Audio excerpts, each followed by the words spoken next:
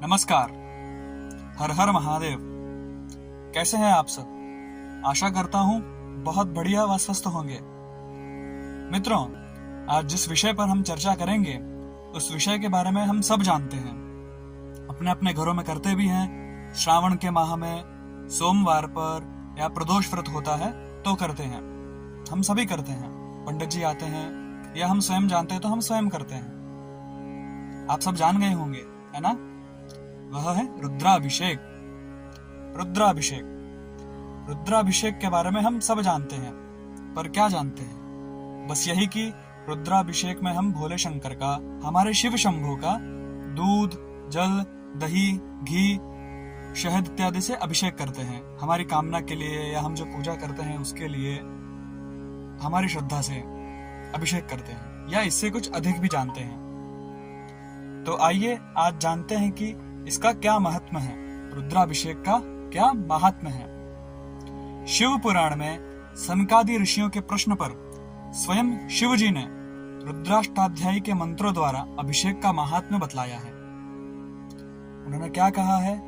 भगवान शिव ने कहा है कि मन, कर्म तथा वाणी से परम पवित्र तथा सभी प्रकार की आसक्तियों से रहित, इच्छाओं से रहित होकर भगवान शूलपाणी शंकर की प्रसन्नता के लिए रुद्राभिषेक करना चाहिए।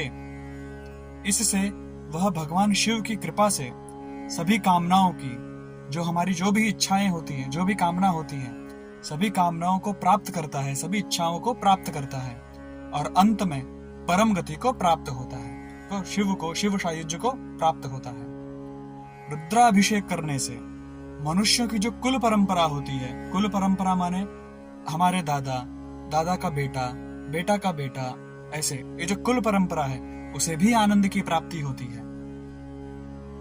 रुद्राभिषेक करने के लिए अलग अलग द्रव्य बताए गए हैं कि जिसकी जो भी कामना हो, जो भी इच्छा हो, उस द्रव्यों से वह अभिषेक कर सकता है। जैसे जल से रुद्राभिषेक करने पर बारिश होती है।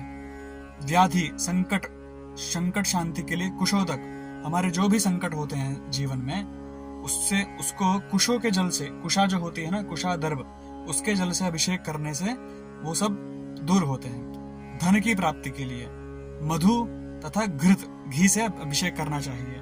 मोक्ष की प्राप्ति के लिए तीर्थ के जल से, जैसे काशी, पुरी, द्वारका, ये जो अन्य यमुना, गंगोत्री, ये जो अन्य तीर्थ है ना, उन तीर्थों के जल से अभिषेक करना चाहिए। ऐसे हर कामनाओं के लिए अलग अलग द्रव्य बताए गए हैं, उन द्रव्यों से अभिषेक करना चाहिए।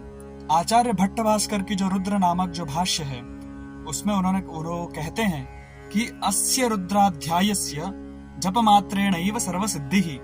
उन्होंने लिखा है कि सब प्रकार की सिद्धि के लिए वहां बताया गया है कि रुद्राध्याय के केवल पाठ मात्र से ही समस्त कामनाओं की, समस्त इच्छाओं की पूर्ति होती है। सूत संहिता का कहना है कि रुद्र जापी महापातक रूपी पंजर से मुक्त होकर सम्यक ज्ञान प्राप्त करता है।